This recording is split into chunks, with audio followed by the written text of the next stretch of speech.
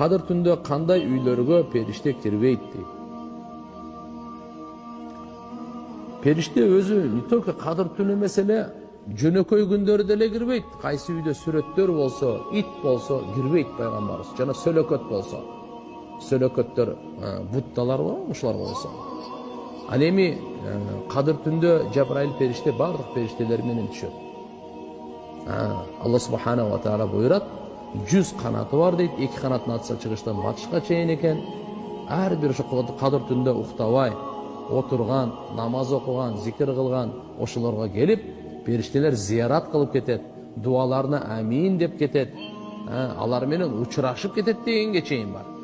Алар учурашып кетет. Таң атканга чейин болот алар.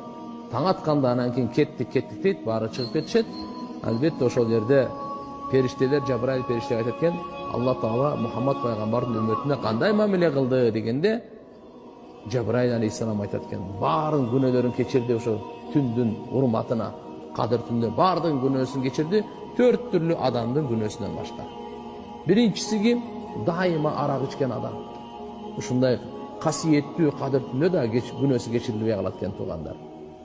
Экинчиси акун ли валидейх деп коет, мудмину хамр бир. Экинчиси акун ли валидейх, ата энесине ак болгон бала же кыз. Ата энесин тажап